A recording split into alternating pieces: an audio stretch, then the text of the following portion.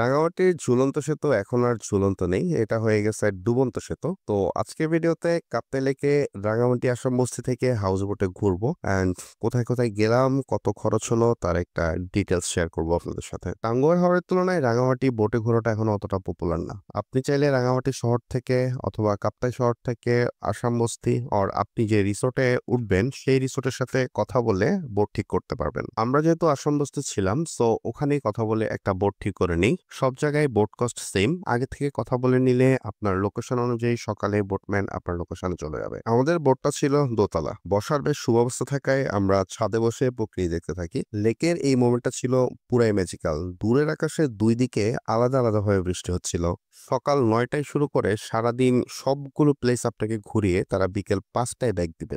আর তার মাঝে খাবারটা নিজেদের। দ্যাট মিনস আমরা শুধু বোটটাই রেন্ট নিচ্ছি। আপনাকে টোটাল 7টা পর্যটক স্পটে নিয়ে যাবে। প্রথমটা হচ্ছে সুবলং ঝর্ণা, দেন আদিবাসী গ্রাম, পেদা টিং, বারবিচ মার্কেট, ঝুলন্ত সেতু, আর দুটার নাম আমার অ্যাকচুয়ালি মনে নেই। একটা জিনিস বলতে পারি, এই লেকে আসলে আপনি প্রকৃতিকে বেশ কাছ থেকে উপভোগ করতে পারবেন। মানে কাইন্ড অফ আপনার কাছে টাঙ্গুয়ার হাওয়ার ফিল মনে হবে, বাট এটা টাঙ্গুয়ার হাওয়া হচ্ছে টোটালি ডিফারেন্ট। এটা আসলে কাপ্তাই লেক। আমরা প্রায়োরিটি ওয়াইজ প্লেস ডিসাইড করি। তো ফ্রুটস নেওয়ার জন্য আমরা এই তাঁতি বাজারটাতে দাঁড়াই। এসে দেখলাম দক্ষ হাতে বানানো হচ্ছে পাহাড়িদের শাক, তাই একটু ফ্রেম বন্দি করে নিলাম আপনাদের জন্য।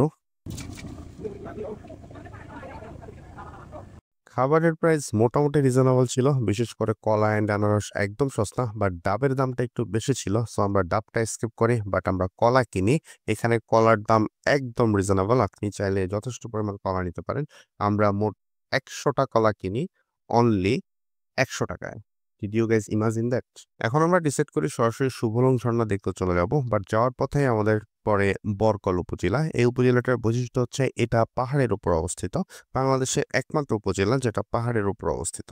শুভলং ঝর্ণার প্রবেশের মুখে প্রথমে ছোট একটা ঝর্ণা দেখতে পাবেন। যাই হোক, আমরা অনেক ভাগ্যবান ছিলাম যে আমরা শুভলং ঝর্ণায় পানি পেয়েছি, যেহেতু এখন বর্ষাকাল, সো পানির পরিমাণ বেশ ভালো ছিল। কিন্তু যখন আমরা ঝর্ণায় যাই তখন ফোনটা রেখে যাই, যার কারণে ভিডিও করতে পারিনি। ঝর্ণা ঘোরা শেষ করে আমরা চলে যাই আদিবাসী গ্রামে, বাট ওখানে গিয়ে আমরা পুরাই ধোকা খেলাম, কারণ ওখানে কোনো আদিবাসী নেই, ওখানে সব ডিজিটাল বাসী। আপনারা চাইলে ঘুরে দেখতে পারেন, বাট এখানে যা দেখলাম সব হচ্ছে পাহাড়িদের কাপড় চোপড় এগুলোই বিক্রি করতেছে। এটা টোটালি একটা বাজার হয়ে গেছে, এখানে আদিবাসী বলতে কোনো কিছুই নেই, যার কারণে আমরা ব্যাগ দিই। ইন্টারেস্টিং ব্যাপার হচ্ছে মাত্র এই 3টা প্লেস ঘুরতেই আমাদের অলরেডি বিকেল 3টা বেজে যায়। আপনারা দূরে এখন যে রিসোর্টটা দেখতে পাচ্ছেন এটাই হচ্ছে পেদা টিং, বাট আমরা ওখানে যাইনি, কারণ এখানে তেমন কিছু নেই। এখানে জাস্ট একটা রেস্টুরেন্ট আছে যেখানে সবাই গিয়ে ভাত খায়। যেহেতু খাওয়া আমাদের নিজেদের কস্টিউমের ভেতর ছিল, যার কারণে আমরা খাবার আগে থেকেই নিয়ে নিই। আমরা হচ্ছে গিয়ে খিচুড়ি অর্ডার করি এবং ওই খিচুড়িটা আমরা নিয়ে নিই। একটা মজার জিনিস হচ্ছে আমরা রংধনু দেখতে পাই, যে রংধনুটা সৃষ্টি ছিল লেকের ভেতর এবং শেষ হয়েছে লেকের মধ্যে, যেটা আমি আগে কখনো দেখিনি, যার কারণে একটু ক্যাপচার করি।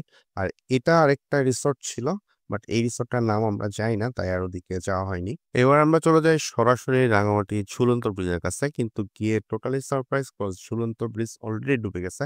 অ্যাকচুয়ালি পানির পরিমাণ যখন বেড়ে যায় তখন এই ব্রিজটা অলরেডি পানির নিচে চলে যায়, যার কারণে আপনি হচ্ছে ওই পাশে যেতে পারবেন না, আপনাকে এই পাশেই থাকতে হবে। তবে এখানে আপনি একটা স্ক্যামের শিকার হবেন, সেটা হচ্ছে চেষ্টা করবেন নৌকা বা বোট যদি ভাড়া নেন একটু প্রপার প্লেস থেকে নিতে, বিশেষ করে এই প্লেস থেকে, আই মিন ঝুলন্ত ব্রিজের এখান থেকে কোনো প্রকারের স্পিড বোর্ড অথবা নর্মাল বোট, হাউস বোট ভাড়া নিবেন না, তাহলে আপনি টোটাল একটা স্ক্যামের শিকার হবেন। কারণ এখানে বোট ভাড়া অনেক বেশি।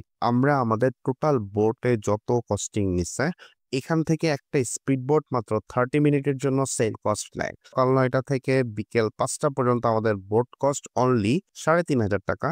আর এখানে একটা স্পিড বোট 30 মিনিটস এর জন্য নেয় 3,500 টাকা। So this is totally scam. চেষ্টা করবেন এই জায়গাটা স্কিপ। তো গাইজ, ঝুলন্ত ব্রিজ দেখা শেষ করে আমরা টোটালি ব্যাক দেই, কারণ হচ্ছে এখন অলমোস্ট 5টা বাজে। এখানে যে প্রবলেমটা হয় সেটা হচ্ছে অ্যাকচুয়ালি সকালবেলা যখন তারা বোটটা ছেড়ে আসে, তারা অনেক স্লোলি ছেড়ে আসে। এই জিনিসটা কিন্তু আমরা বুঝতে পারিনি, কারণ আমাদের শুভলং ঝর্ণায় যেতে যেতে 2টা বেজে যায়, কিন্তু আসার সময় কিন্তু তার এতক্ষণ সময় লাগেনি। আমরা বোটে উঠে 10টার দিকে, 10টা থেকে 2টা পর্যন্ত সে অনলি শুধু শুভলং ঝর্ণায় নেয় আমাদেরকে, মানে অনেক টাইম সেখানে কিল করে। সো আপনারা এই জিনিসটা খেয়াল রাখবেন। সো থ্যাংক ইউ, অলমোস্ট সব ইনফরমেশন শেয়ার করছি আপনাদের সাথে, আশা করি ভালো লাগছে। আরো যদি কিছু জানার থাকে কমেন্ট করবেন।